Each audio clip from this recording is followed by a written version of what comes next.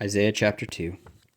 The word that Isaiah, the son of Amos, saw concerning Judah and Jerusalem. And it shall come to pass in the last days that the mountain of the Lord's house shall be established in the top of the mountains, and shall be exalted above the hills, and all nations shall flow unto it. And many people shall go and say, Come ye, and let us go up to the mountain of the Lord, to the house of the God of Jacob, and he will teach us of his ways, and we will walk in his paths. For out of Zion shall go forth the law and the word of the Lord from Jerusalem. And he shall judge among the nations, and shall rebuke many people, and they shall beat their swords into plowshares, and their spears into pruning hooks. Nation shall not lift up sword against nation, neither shall they learn war any more. O house of Jacob, come ye, and let us walk in the light of the Lord. Therefore thou hast forsaken thy people, the house of Jacob, because they be replenished from the east, and are soothsayers like the Philistines, and they please themselves in the children of strangers.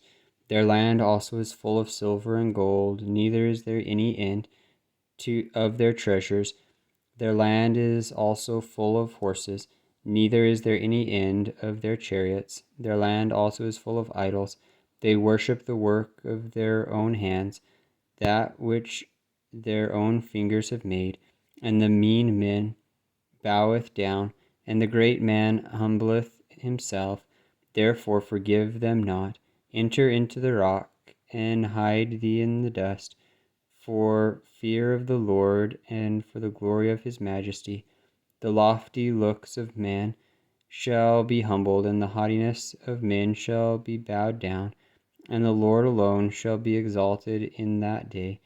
For the day of the Lord of hosts shall be upon every one that is proud and lofty, and upon every one that is lifted up, and he shall be brought low, and upon all the cedars of Lebanon that are high and lifted up, and upon all the oaks of Bashan, and upon all the high mountains, and upon all the hills that are lifted up, and upon every high tower, and upon every fenced wall, and upon all the ships of Tarshish, and upon all the pleasant pictures.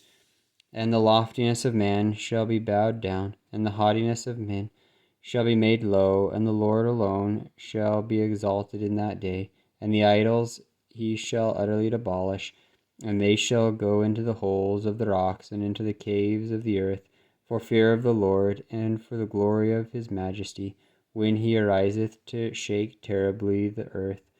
In that day a man shall cast his idols of silver, and his idols of gold, which they made each one for himself to worship, to the moles and to the bats, to go into the clefts of the rocks, and into the tops of the ragged rocks, for fear of the Lord, and for the glory of his majesty, when he ariseth to shake terribly the earth. Cease ye from man, whose breath is in his nostrils, for wherein is he to be accounted of?